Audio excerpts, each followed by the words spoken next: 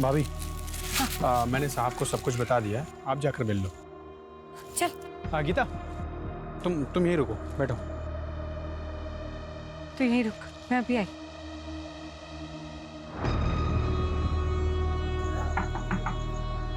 आइए।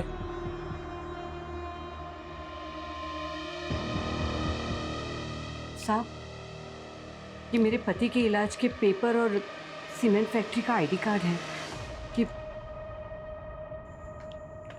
ठीक है। हाँ ठीक है, हो जाएगा।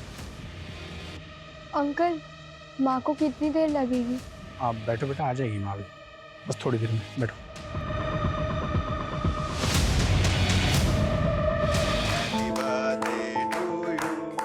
Happy birthday, dear sir.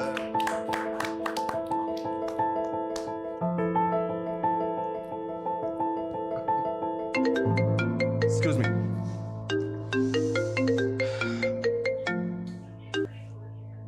Hello, कौन? Happy birthday sir. Thank you so much, but I am sorry, मैंने आपको पहचाना नहीं। आपका वेल विशर बोल रहा हूँ, जल्दी आपको आपका बर्थडे गिफ्ट भी मिल जाएगा। पर आप हैं कौन? Hello hello.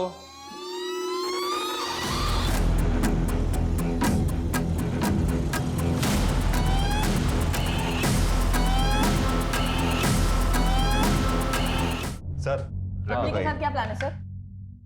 अरे तुम लोग तो जानते हो, अपनी जॉब में प्लान कहाँ कर पाते हम लोग कुछ भी। हाँ लेकिन वाइफ का ऑर्डर है, आज शाम को 7 बजे तक घर पहुंचना है। फिर तो पहुंचना ही है। हेलो, कौन? सर बर्थडे गिफ्ट मिल गया आपको? कौन बोल रहा है? अरे सर अभी तो 1 घंटे पहले बताया था आपको गिफ्ट देने वाला हूँ, लगता है आपको पता नहीं चला। क्या? देवास के टाउन मार्केट में मैंने एक मर्डर किया है। व्हाट? तू है कौन और क्या बकवास कर रहा है? Hello hello.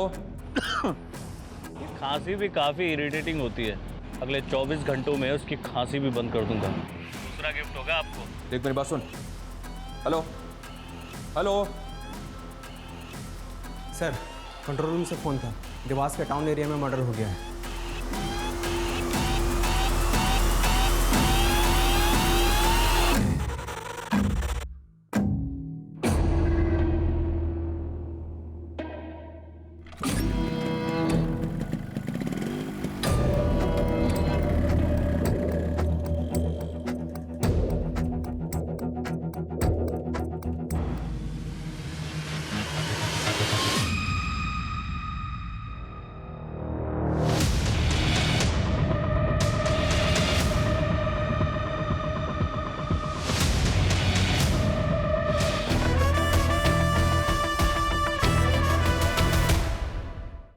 अक्टूबर से खूंखार क्रिमिनल 3 कस्बों के इस त्रिकोण में घूम रहा है। देवास से अमोना, अमोना से कमलापुर तक इसने कोहराम मचा रखा है, वो भी हमें चैलेंज देकर। इसने अब तक जो भी कहा है करके दिखाया है।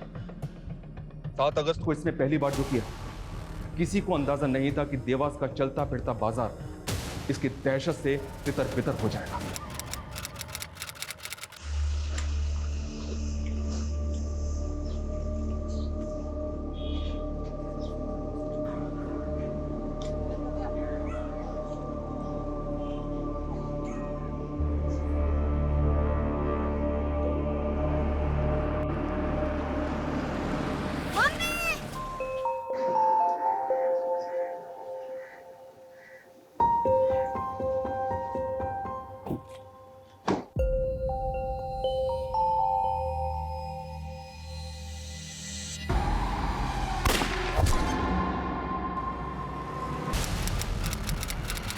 देवास की एक दिव्यांग महिला और अमुना की एक बीमार बुजुर्ग औरत, इन दोनों की हत्या के बाद उसने फिर एक और विक्टिम को टारगेट किया।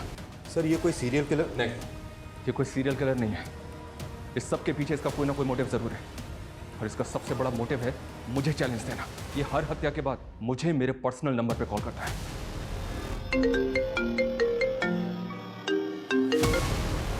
हेलो, गुड आफ्टरनून सर, मैं फिर से देवास आ रहा हूँ एक और मर्डर करने। Hello hello.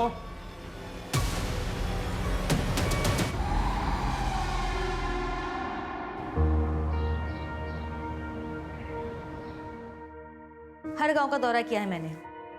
15 से ज्यादा गांव में कोई काम ही नहीं हुआ है। जहाँ पानी की टंकियां लगी वहाँ पानी नहीं आ रहा, जहाँ बोरिंग हो रही है वहाँ हैंडपंप नहीं है। क्या ये सब? रागिनी मैम, मैंने आपको पहले ही बताया था, ये अभिनव भदौरिया सिर्फ नाम के ठेके लेता है, काम वाम कुछ करता है नहीं वो। फिर भी पिछले ऑफिसर ने उसकी पेमेंट रिलीज करवा दी। नमस्कार मैडम। अभिनव भदौरिया, कम इन। क्या मैडम, आपसे मिलने के लिए आधे घंटे से बैठा हुआ वेट कर रहा हूँ, कमाल है। वैसे जनता भी आपको दिए हुए प्रोजेक्ट्स का फायदा उठाने का वेट ही कर रही है, लेकिन देखो मैडम, मैं जानता हूँ इस प्रोजेक्ट की आप इंचार्ज लगी हुई हो, लेकिन कुर्सी का एटीट्यूड मुझको मत दिखाना।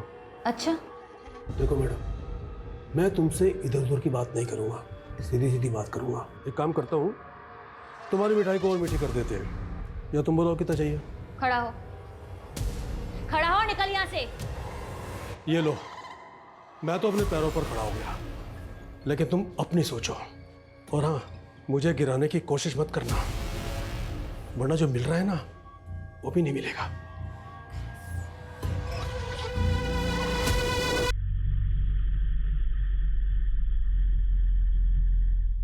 लीजिए भैया।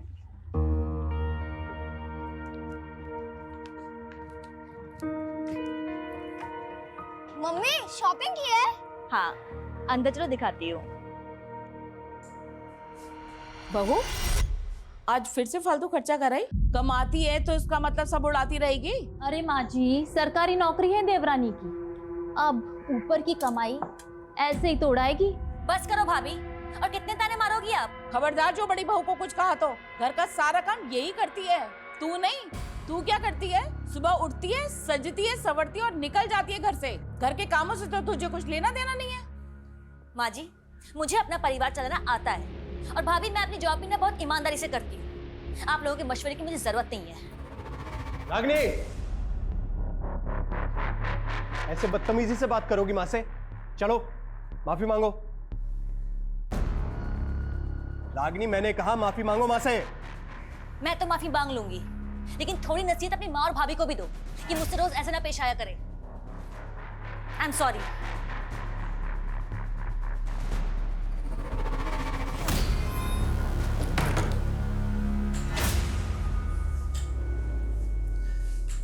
रागिनी, मैंने तुम्हें बोला है ना, इनकी बातें एक कान से सुन के दूसरे कान से निकाल दिया करो। मुझे आपकी तरह दिखावा करना नहीं आता है, मैं और नहीं रह सकती यहाँ पे। अच्छा, तो फिर बहस करोगी? आप अपनी मर्जी मुझ पर नहीं थोप सकते हैं। मेरे पेरेंट्स का घर है इंदौर में, खाली पड़ा है। आप चाहे तो मेरे और राहुल के साथ वहाँ शिफ्ट हो सकते हैं। अच्छा, ताकि लोग कहें अपना पुश्तैनी घर छोड़कर अपनी बीवी के घर में शिफ्ट हो गया। आपको अपनी ईगो प्यारी है तो मुझे भी अपनी सेल्फ रेस्पेक्ट की परवाह है। मुझसे बर्दाश्त नहीं होती रोज रोज की चिक चिक। मैं तो तुमसे तरीके से बात कर रहा हूँ, तुम तेवर दिखा रही हो। तेवर मैं दिखा रही हूँ, आप दिखा रहे हो। Mummy juice.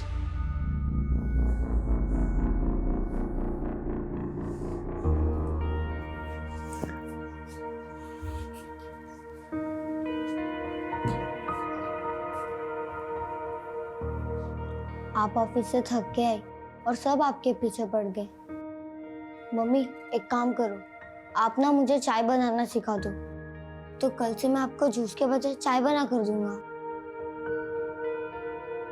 तुझे इन सब चीजों की चिंता करने की जरूरत नहीं है, तो अपनी पढ़ाई पे ध्यान दे। हाँ मम्मी, आपका ध्यान भी तो मुझे ही रखना है ना।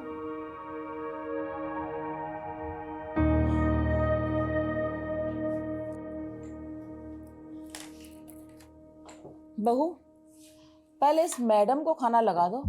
रसोई में काम तो उसे करना नहीं है, कम से कम खाना तो पहले खा ले। बस कीजिए माँ जी, और कितने ताने मारेंगी आप? हद होती है तानों की भी।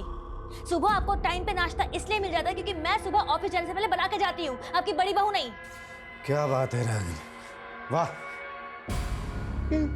इतनी अकड़ लाती कहां से है तू? हाँ? राहुल उठो, यहाँ बैठे रहोगे तो तुम्हारे संस्कार भी खत्म हो जाएंगे। ये मेरी शर्म लिया, सब भूल गया क्या है? अपने भाई की बीवी का हाथ पकड़ेगा तू? और क्या गलत कह रही है वो? सही तो कह रही है। तेरी इन हरकतों का मेरे पोते के ऊपर क्या असर पड़ेगा? यही तो हमने कमी रह गई माँ। मैंने और सुधा ने तुम्हें पोता नहीं दिया ना, और इसीलिए हमारे पूजनीय स्वर्गीय पिताजी ने भी सारा काम धंधा रंजीत को दे दिया है। मेरा छोटा भाई है। तुम राहुल को लेके अंदर जाओ, इनकी मती मारी गई। कोई नहीं जाएगा कहीं पे, आज सब इसके सामने फैसला होगा। अरे इसे भी तो पता चलना चाहिए कि तुमने इससे शादी पैसों के लिए की है। चार पैसे कमा कर लाती है इसलिए बीवी बना कर रखा है, वरना तुझसे सब कमीना नीच इंसान इसे भी बेच खाए। क्या तुम अपनी औकात में रहो?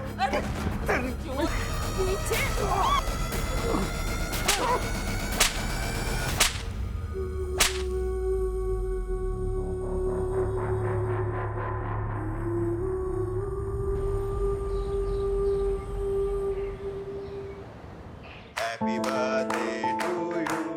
Happy birthday, dear sir.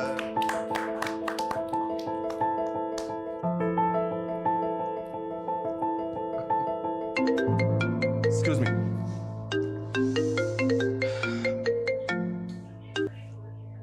Hello, कौन? Happy birthday sir.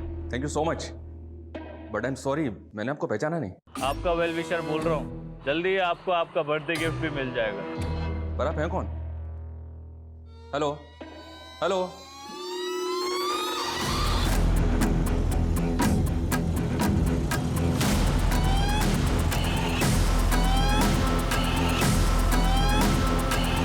सर, पत्नी के साथ क्या प्लान है sir?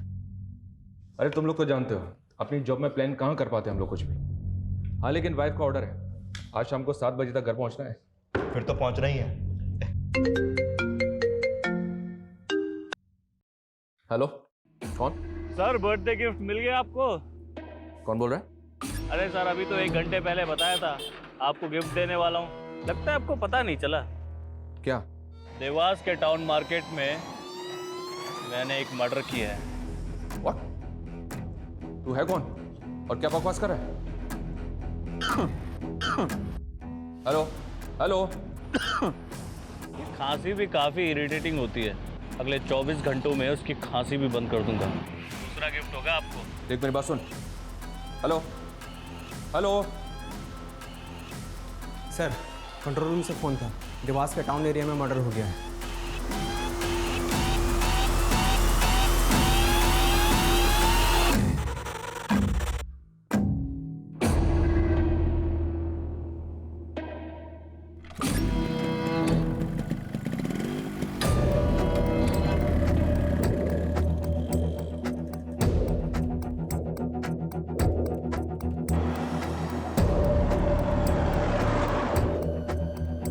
number you are trying to call is out of coverage area. Phone बंद कर लिया उसने अपना। सर आखिर कौन होगा वो जो मर्डर करके आपको कॉल कर रहा है? नहीं सर, मुझे तो पता ही नहीं चला कहाँ से गोली चली। तो आप तीनों साथ में नहीं थे? नहीं सर, वो ऑफिस से आई थी, वो हमारा यहाँ पे वेट कर रही थी। हम सब साथ मिलके शॉपिंग पर जाने वाले थे। रागिनी काम क्या करती है? सर वो एक गवर्नमेंट सर्वेंट थी, DCOP ऑफिसर। सर यहाँ कई विटनेस का कहना है कि शूटर बाइक पे था और उसने हेलमेट पहना हुआ था। बाइक और हेलमेट रेड कलर का था और व्हाइट कलर की शर्ट पहनी हुई थी उसने। आसपास चेक करो कितने CCTV लगे, सबकी फुटेज निकलवाओ। Okay sir. सर इसने तो फेक नंबर प्लेट लगा रखी है बाइक पे, और जिस नंबर से इसने मुझे कॉल किया था वो नंबर भी फेक ID पे ऑब्टेन किया गया था। मेरे पर्सनल नंबर पे कॉल करके मुझे चैलेंज दे रहा था, बोल रहा था कि उसको पकड़ के दिखाओ। मतलब ये आपको पहले से जानता था? आपका पर्सनल नंबर इसके पास कैसे आया? I don't have any clue. लेकिन अजीब बात है, मेरा फ़ोन कॉल रिकॉर्डिंग मोड पे रहता है, मैंने इसकी रिकॉर्डिंग नहीं सुनी, लेकिन इसकी आवाज़ सुनने के बाद भी मुझे समझ में नहीं आ रहा कि होगा कौन।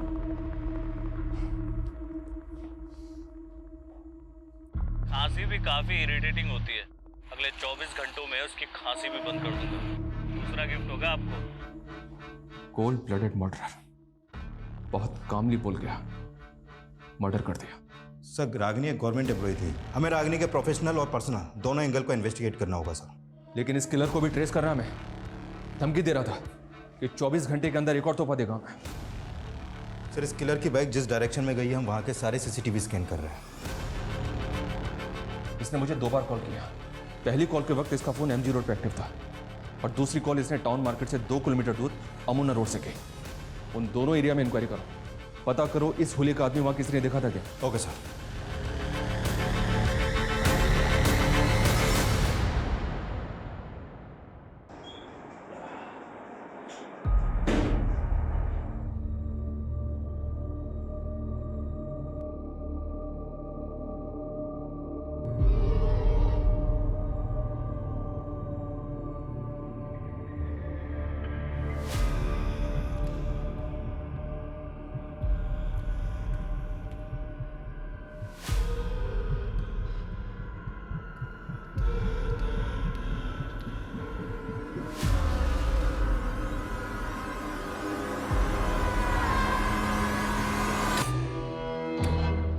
कौन था वो? एक लाचार औरत ने किसी का क्या बिगाड़ा था जो उसको मार दिया? सरकारी नौकर थी वो, कहीं किसी गलत लोगों से झगड़ा तो नहीं मोल ले लिया था? सुधा, क्या फालतू की बात कर रहे हो तुम लोग? रंजीत, हिम्मत से काम ले तो। हाँ, आपको बहुत पड़ी है मेरी। रागनी की भी यहाँ किसी को नहीं पड़ी थी। सब उसके दुश्मन हैं। मेरे बच्चे से उसकी माँ छीन ली। रागिनी का मर्डर कल दिन में हुआ था, उस वक्त तो उन्हें ऑफिस में होना चाहिए था। सर यही बात तो मुझे भी अजीब लग रही है। वो कभी छुट्टी नहीं लेती थी, लेकिन अचानक से उनको एक फ़ोन आया और वो हाफ डे लेकर चली गई। हेलो रंजीत, मैं बिजी हूँ, बाद में बात करती हूँ। नो, मैं हाफ डे नहीं ले सकती हूँ। तुम्हें क्या लगता है किसने मारा होगा उसे? किसी पे शक तुम्हें? गारंटी के साथ तो नहीं कह सकता, लेकिन कॉन्ट्रैक्टर अभिनव भदौरिया है ना, उस पर इंक्वायरी बिठाई थी मैम ने। सर वो आदमी जितना घपलेबाज है ना, उससे ज़्यादा टेढ़ा है। देख सुन मेरी बात, रागनी ने जो रिपोर्ट मेरे खिलाफ बनाई है उसको गायब करके जला दे। वो रिपोर्ट डीएम तक नहीं पहुंच चाहिए, समझा? हाँ, एक मिनट रुक, मेरा एक फोन आ रहा है, मैं बाद में बात करता हूँ। हेलो, अभिनव भदौरिया? हाँ बोल रहा हूँ। निशांत कौशिक, देवास थाने आ जाओ, कुछ इंक्वायरी करनी है तुम्हारे साथ। कैसी इंक्वायरी? डीओसीपी रागिनी सोनकर के मर्डर के सिलसिले में। इंस्पेक्टर मैं इस समय रजोड़ा में हूँ, देवास आते आते शाम हो जाएगी। कोई बात नहीं, शाम को 7 बजे तक आ जाओ, वेट कर रहा हूँ तुम्हारा। ओके।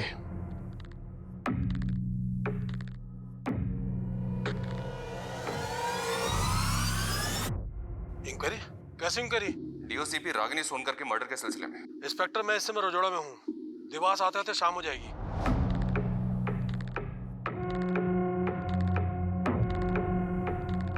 अरे सर, अभी तो 1 घंटे पहले बताया था। इंस्पेक्टर मैं इस समय गिफ्ट देने वाला हूँ, लगता है आपको पता नहीं चला। नहीं सर, अभिनव भदौरिया की आवाज़ उस कॉलर से मैच नहीं हो रही। हाँ, लेकिन इसका स्ट्रॉन्ग मोटिव है रागिनी को मरवाने का, और ये भी तो हो सकता है कि वो कॉलर इसी के इशारे पे काम कर रहा हो। उस कॉलर के बारे में कोई लीड? सर, देवास मार्केट के आगे के 2-3 सीसीटीवी में वो कैप्चर तो हुआ है, लेकिन फुटेज से कुछ खास पता नहीं चल पा रहा। और हम उन दोनों जगहों पर भी पूछताछ कर रहे हैं जहाँ से उसने आपको कॉल किया था, लेकिन वहाँ से भी अभी तक कोई क्लू नहीं मिला है सर। और सर, हमने अपना खबरी नेटवर्क की सर, रागिनी की प्रिलिमिनरी पोस्टमार्टम और ballistic report sir. 9 mm pistol से फायर किया गया था सर। फैमिली को बॉडी दीजिए।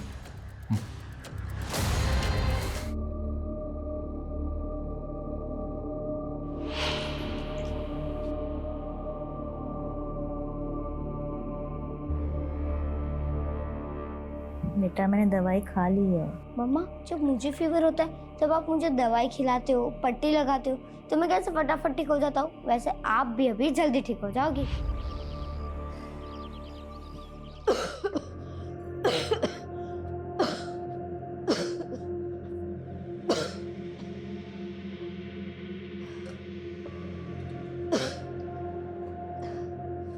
माँ जी, आपको टीबी है, आप क्यों चीजों को हाथ लगा देती हैं? हमें भी फैल गया तो? सुनिए अपनी बीवी की बात। तो अगर नहीं चाहती कि मैं घर के किसी चीज को हाथ लगाऊं, तो मेरे कमरे में पानी का मटका क्यों नहीं रख देती? अरे आपको तो हर बात बुरी लगेगी ना। आपको जो चाहिए आपको अंदर मिल जाएगा, बस आप अपने कमरे से बाहर मत निकलना।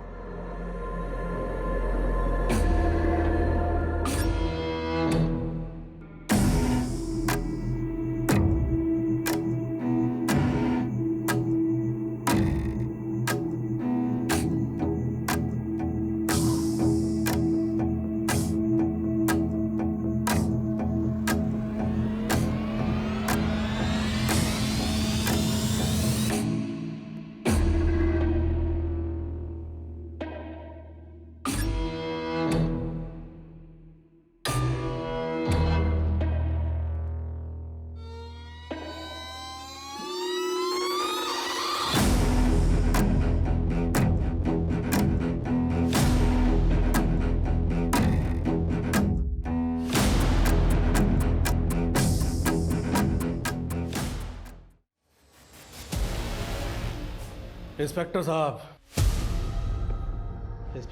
कल आपका बर्थडे था, तो मैंने सोचा कि अमोना की मिठाई लेकर चलता हूँ आपके लिए। ये लीजिए, लड्डू खाइए। ये लीजिए। तुझे कैसे पता कल बर्थडे था मेरा? इंस्पेक्टर साहब, मुझे मालूम है कि आप मेरी डिटेल निकलवाओगे, इसलिए मैंने भी आपके बारे में पता कर लिया। वैसे मेरे भी कुछ दोस्त हैं पुलिस में, और हाँ, जब भी मैं किसी से मिलने जाता हूँ ना पहली बार, तो उसके लिए ये मिठाई लेकर जाता हूँ। रागिनी की मौत से बहुत खुश दिख रहा है तू, इसलिए मिठाई बांटता फिर रहा है। कहीं ऐसा तो नहीं कि तू नहीं रहा? रागिनी का मर्डर करवा के मुझे क्या मिलेगा? कुछ नहीं। तेरे बारे में सब पता किया हमने। तू मिठाई के डिब्बों में रिश्वत भिजवाता है, लेकिन रागिनी ने तेरी इंक्वायरी बिठवा दी थी। इंस्पेक्टर, अपनी इंक्वायरी पर ध्यान दे। मेरे खिलाफ कुछ मिला या ऐसे ही बज रहा है? बस एक बार सबूत हाथ लग जाए फिर अच्छी तरह से बचवाएंगे तुझे। अच्छा तेवर है, वाह। मेरे खिलाफ सबूत लेकर आ, और सुन, मेरा कुछ बिगड़ने वाला नहीं है, समझा? उस कॉलर के तरह इसके तेवर भी कुछ कम नहीं थे सर, ये भी चैलेंज करके गया। नजर रखो इसमें। सर, उस किलर ने आपको पहला कॉल एमजी रोड से ही किया था, और उसी दौरान रागिनी का पति रंजीत का फोन भी एमजी रोड पे ही एक्टिव था। क्या रंजीत का उस कॉलर से कनेक्शन? सर, कनेक्शन तो कुछ नहीं मिला है, लेकिन रंजीत ने रागिनी को एमजी रोड से कॉल करके देवास टाउन मार्केट बुलाया था। सर, मुझे तो लग रहा है कि उसने पर्पसली रागिनी को वहां पे बुलाया था। लेकिन रंजीत अपनी बीवी को क्यों मारेगा? क्या मोटिव हो सकता है उसका?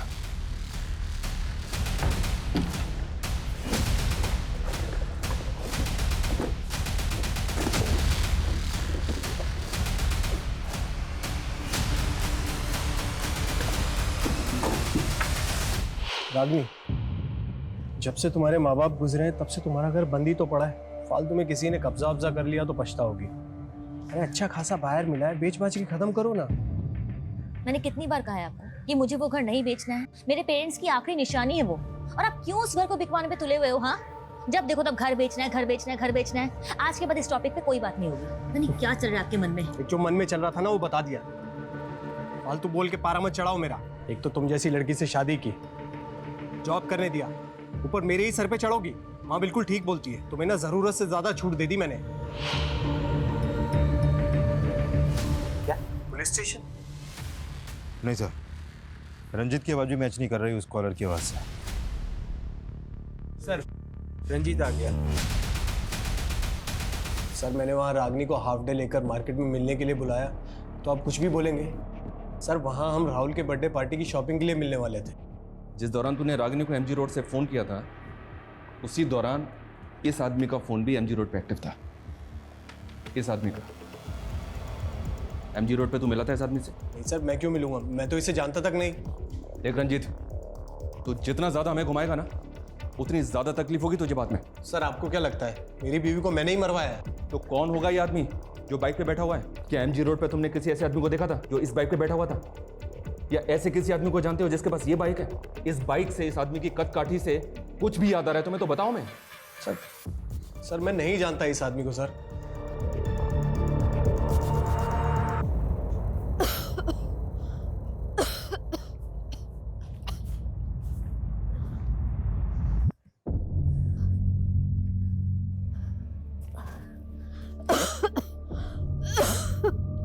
हे भगवान, मैं हार गई इस जीवन से। खुशी मेरे नसीब में नहीं तो कम से कम मुझे मौत ही दे दे। भले ही रंजीत की आवाज उस कॉलर से नहीं मिलती, लेकिन इत्तेफाक नहीं हो सकता कि जिस एरिया से उस कॉलर ने मुझे पहला कॉल किया था, उसी एरिया में रंजीत भी था। ये रंजीत घुमा रहा है मैं। सर, अगर रंजीत के मोटिव पे जाए तो उसकी पत्नी रागिनी एक रिच फैमिली से बिलोंग करती थी, माँ बाप की इकलौती बेटी थी, और उनके जाने के बाद इंदौर का घर रागिनी का होने वाला था, जो अब रागिनी के बाद रंजीत का हो जाएगा। हाँ, लेकिन हेलो, कौन? आपका एक और गिफ्ट तैयार है सर। अमोना के सिमर गांव में जो इच्छा पूर्ति पेड़ है ना, वहाँ एक और मर्डर कर दिया मैंने। देख, तू जो भी है, तू बचेगा नहीं मुझसे। अरे चिल्लाओ मत सर। एक तो आप सिर्फ चिल्ला सकते हो, मुझे पकड़ नहीं सकते। तरस आता है मुझे आपकी लाचारी पे। तेरे तो मैं काम डाउन सर। अगला मर्डर भी प्लान कर लिया है मैंने, लेकिन आप ना दिमाग पे ज्यादा जोर मत दो। क्या है कि उससे बीपी हाई हो जाता है, और हाई बीपी से आंखें भी खराब हो सकती हैं, और मैं नहीं चाहता मेरी वजह से आपकी आंखों में चश्मा लगे। इसलिए चुपचाप अमोना जाइए, और अपना तोहफा कबूल कीजिए। बाय। हेलो हेलो, अमोना जाना है हमें। उसने कहा कि अमोना के सिमोर गांव में उसने एक और मर्डर किया है। क्या? उसने अगला मर्डर भी प्लान कर लिया, ये भी बोला उसने। पता नहीं और कौन कौन है जिसको वो टारगेट करने वाला है। ऐसे number 5, my favorite food.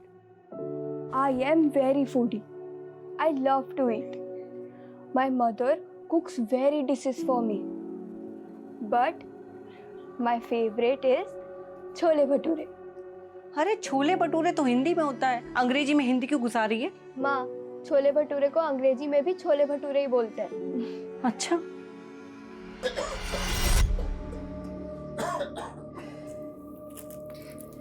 Gita देखो देखो मैं क्या लाया हूँ, तुम्हारे नए स्कूल के कपड़े।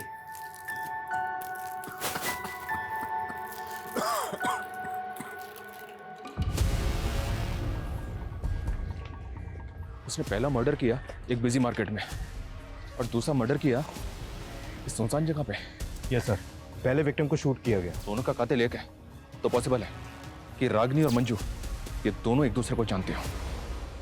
नहीं सर, हम किसी रागिनी को नहीं जानते और माँ ने भी कभी किसी रागिनी का जिक्र नहीं किया।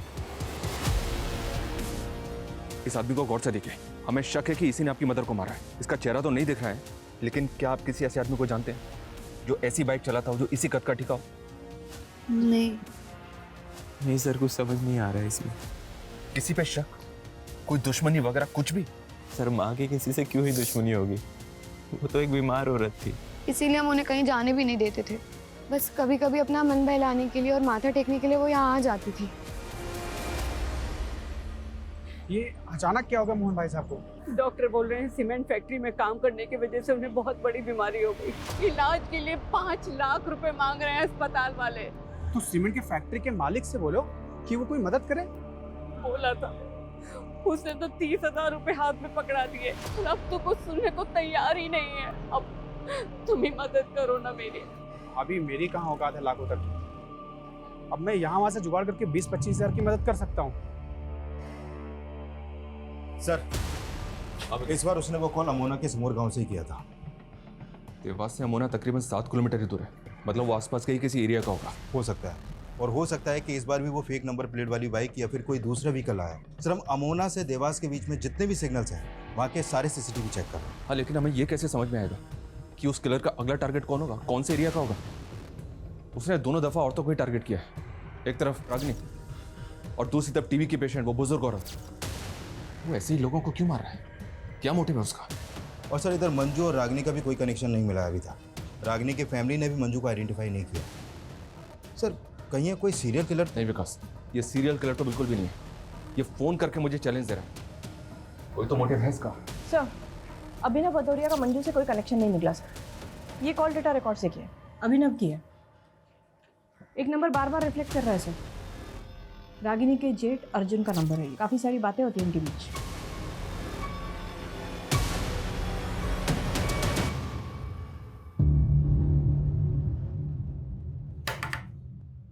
गीता, माँ कहाँ है? हॉस्पिटल, अभी आ ही रही हैं खाना लेने। मोहन भैया कैसे हैं भाभी?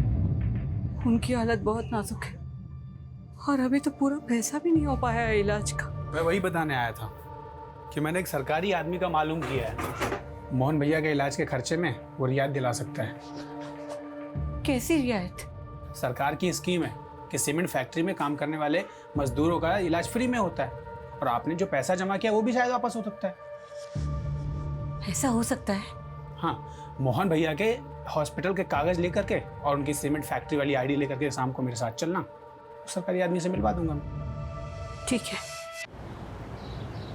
मैंने कहा ना, मेरा रागिनी के मर्डर से कोई लेना देना नहीं है। रागिनी के जेठ से क्या लेना देना है? मैंने कहा ना, कोई लेना देना नहीं है। अब बस, अब अगर और ज्यादा कर दिखाई ना तब।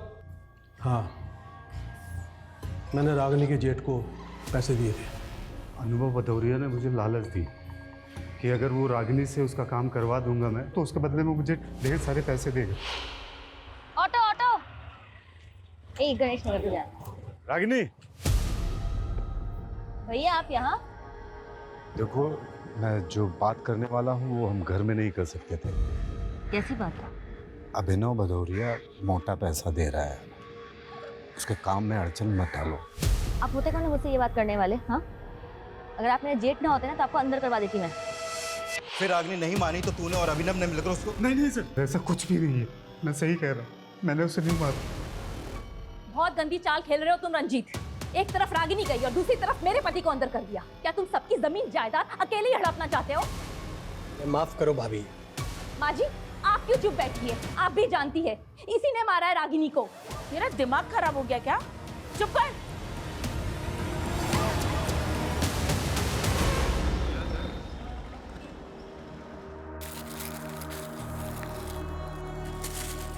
भाभी, मैंने साहब को सब कुछ बता दिया है, आप जाकर मिल लो। चल। गीता, तुम यहीं रुको, बैठो। तो यहीं रुक, मैं अभी आई।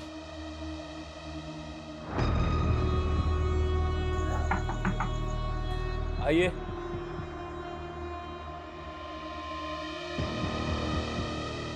साहब, ये मेरे पति के इलाज के पेपर और सीमेंट फैक्ट्री का आईडी कार्ड है।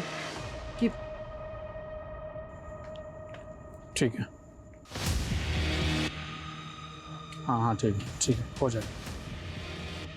अंकल, माँ को कितनी देर लगेगी? आप बैठो बेटा, आ जाएगी माँ भी, बस थोड़ी देर में, बैठो।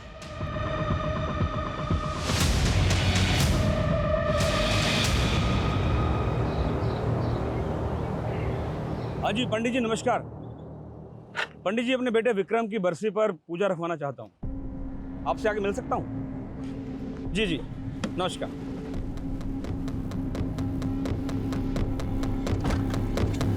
सर, अर्जुन की इलेक्ट्रॉनिक वॉइस भी उस कॉलर की आवाज़ से मैच नहीं कर रही है। अभिनव, अर्जुन और रंजीत, ये तीनों सस्पेक्ट हैं और इन तीनों का उस कॉलर से कोई कनेक्शन नहीं मिल पा रहा है। मंजू जी का भी कोई खास कनेक्शन नहीं मिल रहा सर। उनके पड़ोसियों ने बताया कि बेटे और बहू का मंजू जी की तरफ कोई खास बर्ताव नहीं था सर। वो अक्सर बीमार रहती थी और ये लोग उसकी बीमारी से परेशान थे। हाँ, लेकिन ऐसा भी तो नहीं लग रहा है कि कोई सुपारी किलर होगा। इसका कोई ना कोई मकसद जरूर है।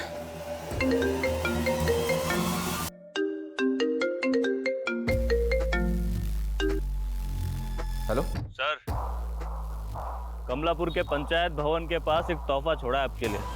ए, देख मेरी बात सुन। कुछ रह गया है आपके पास दिखाने को? पकड़ तो पाई नहीं मुझे। चलिए एक काम करते हैं, मैं ही आ जाता हूँ देवास वापस। वहाँ एक गलती सुधारनी है मुझे। गलती? हाँ, पकड़ सको तो पकड़ लो। हेलो मैं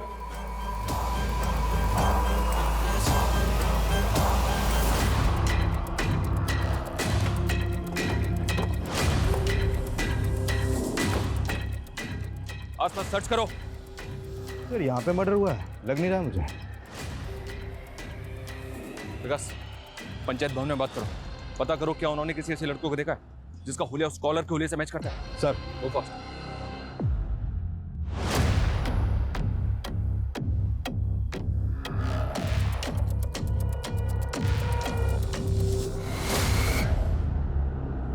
सर, लाश यहाँ पड़ी है।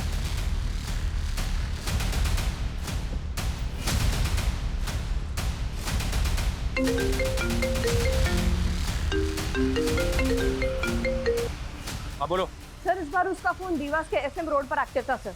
वो बोल रहा था कि देवास वापस आ रहे हैं, जबकि ऑलरेडी देवास में था। और एक बात सर, ये रंजीत भी गायब है सर। इसका फोन भी बंद आ रहा है। मुझे शुरू से ही लग रहा है उस कॉलर का रंजीत से कोई कनेक्शन है। इस रंजीत के बारे में सब कुछ पता करो। Okay sir. सर, विक्टिम का नाम कन्हैया सिंह है, कमलापुर का सरपंच था ये।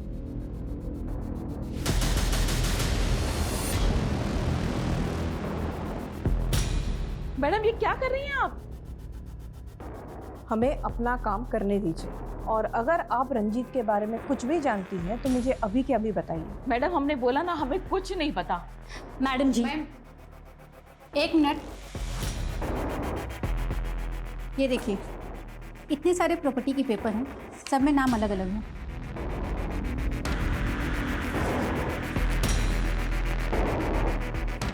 ये रंजीत ज्वेलर है ना? जी।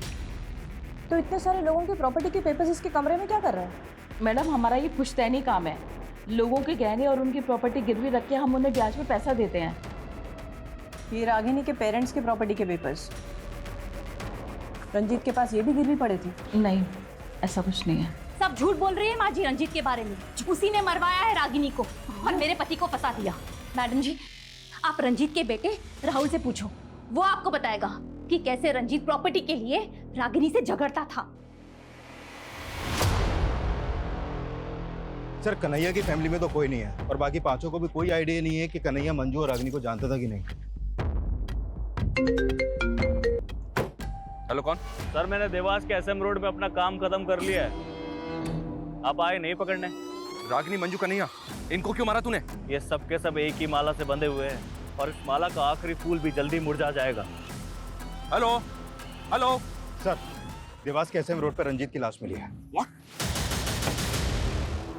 रागिनी की तरह रंजीत को भी शूट कर दिया। सर, अगर किलर को रंजीत को भी मारना था तो वो उसे रागिनी के साथ भी मार सकता था। तो कुछ समझ में नहीं आ रहा कि वो कौन सा गेम खेल रहा है। उसने बोला था दोबारा देवास आ रहा है गलती सुधारने, और रंजीत का मर्डर। इसका क्या मतलब? कि वो पहले ही रंजीत को मारना चाहता था लेकिन गलती से गोली रागिनी को लग गई। इसने हर हत्या के बाद मुझे कॉल करके कुछ ना कुछ ऐसा बोला है जो इसके अगले टारगेट से कनेक्टेड था। एक मिनट।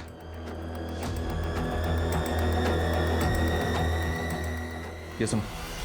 खांसी भी काफी इरिटेटिंग होती है। और सेकंड विक्टिम मंजू थी, टीबी पेशेंट।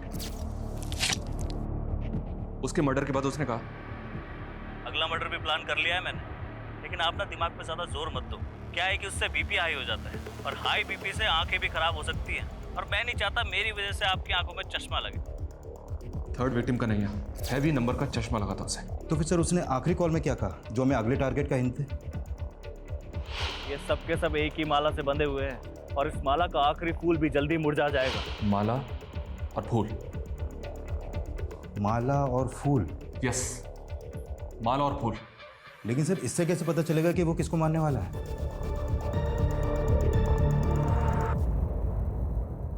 माँ,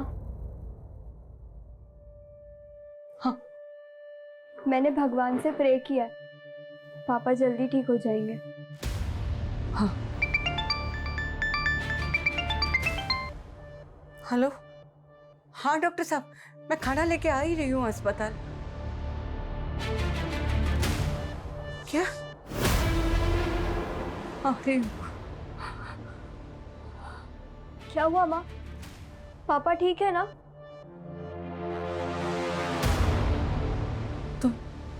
तुम यही रहो, मैं रिक्शा लेकर आती हूँ।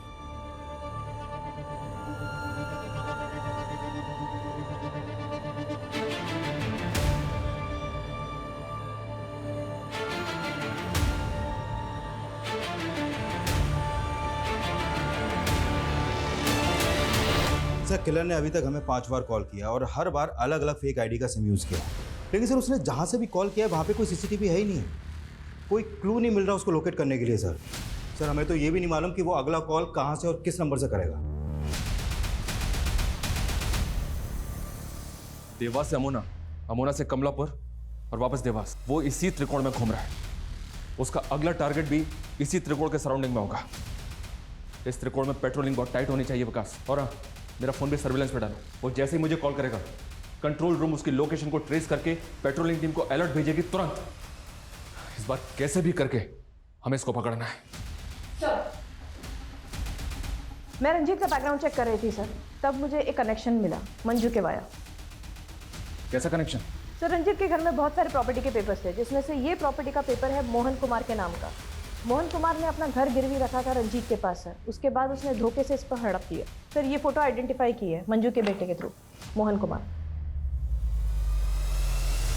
सर, मोहन माँ का दूर का रिश्तेदार था और उसने माँ को मुसीबत के समय 2 लाख रुपए भी उधार दिए थे। लेकिन जब मोहन बीमार पड़ा तो माँ उसकी पत्नी पूनम की मदद नहीं कर पाई थी। पूनम, मैं बहुत शर्मिंदा हूँ। अभी मेरे पास सिर्फ 10,000 रुपये ही है, इससे ज़्यादा मैं कुछ नहीं कर सकती। फिर मालूम चला कि मोहन की डेथ हो गई है और उनका घर जो साहूकार के पास गिरवी था वो साहूकार ने हड़प लिया और उसकी पत्नी और उसकी बेटी को घर से निकाल दिया। दोनों बेघर हो गए थे सर। तो मोहन की बीवी और बेटी आजकल कहाँ है?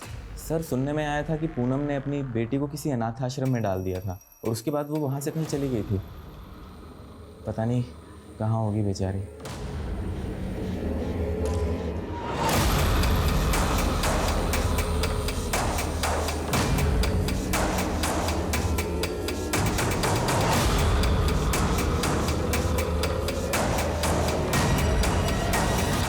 सर पूनम 2 साल पहले गीता को एक अनाथ आश्रम में छोड़ के गई थी और करीब 6 महीने पहले इंदौर की एक फैमिली ने गीता को वहां से अडॉप्ट किया था। पूनम की फैमिली के बेघर होने के पीछे मंजू एक वजह है, क्योंकि उसने पूनम को 2 लाख रुपए नहीं दिए थे।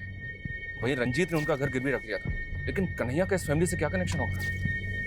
सर कन्हैया का तो कोई कनेक्शन नहीं मिला, लेकिन हाँ किलर का पूनम की फैमिली से कोई ना कोई कनेक्शन जरूर हो सकता है।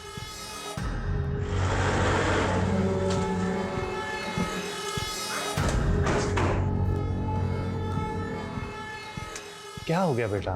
हाँ, कहीं घूमने जाना है तो मैं देखता हूँ। जी कहिए। आपसे कुछ बात करनी है।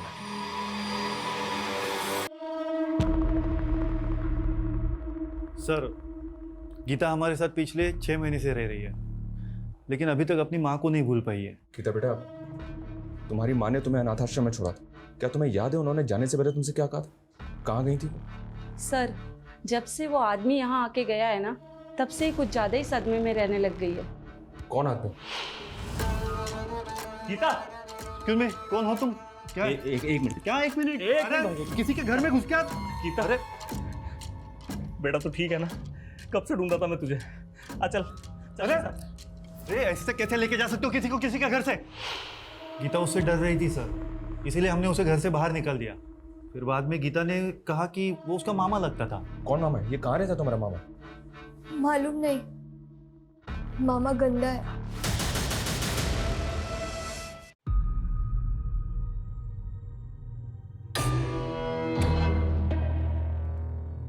सर इसकी कद काठी और बाइक तो उसी किलर से मैच हो रहा है।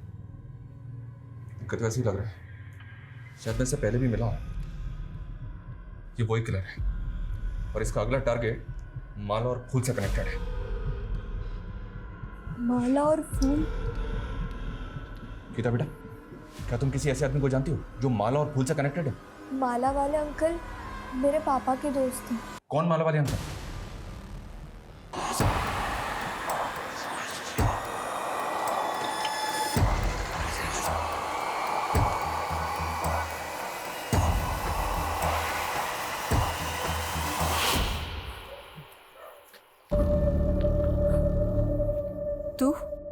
दीदी मेरे बात का भरोसा करो, जेल से निकलते वक्त मैंने कसम खाई थी आज के बाद कोई गलत काम नहीं करूंगा। तूने हमेशा हमें बदनामी ही दी है। तेरी वजह से बाबा का सर झुक गया, उन्होंने आत्महत्या कर ली और मैंने उसी समय से सोच लिया था कि तुझसे अभी कोई रिश्ता नहीं रखना मुझे।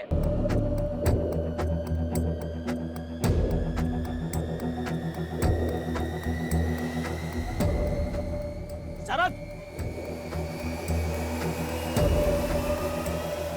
पुष्कर, रुक जा, शूट मत करना वरना मैं तुझे शूट कर दूंगा। हिलना मत। पुष्कर रोक! आप लोग दूर रहिए सर, आप लोग को कुछ नहीं पता। पुष्कर हमें सब पता है। देख मेरी बात सुन, मैं जानता हूँ तू ये सब क्यों कर रहा है। तेरी बहन के साथ जो कुछ भी हुआ है तू उसका बदला ले रहा है। देख मैं ये भी जानता हूँ तेरे बारे में, एक टाइम ऐसा था तू भी इस जुर्म की दुनिया से बाहर आना चाहता था। पुष्कर ये गन मुझे दे दे। पुष्कर मैं कहता हूँ रुक जा। पुष्कर, पुष्कर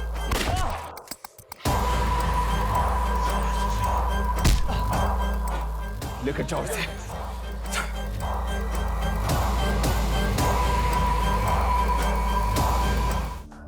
उठ। पुष्कर सिंह, बहुत तरक्की कर ली तूने। मर्डरर? सर पिछली बार जब आपने मुझे जेल में डाला था ना, मैंने कसम खाई थी आज के बाद कोई गलत काम नहीं करूंगा। पर जेल से बाहर निकलने के बाद मैं क्या देखता हूं, मेरी बहन के साथ इतनी नाइंसाफी। मेरे जीजा बीमार क्या हुए, उस बुढ़िया मंजू ने घर से 2 लाख रुपए मार लिया। उसके बाद उस रंजीत ने मेरे जीजू के मरने के बाद घर हड़प लिया। और शरद ने मेरी बहन की मजबूरी का फायदा उठाया उस कन्हैया के साथ। उससे भी जब उसका जी नहीं भरा तो उसने मेरी बहन को कहीं बेच दिया।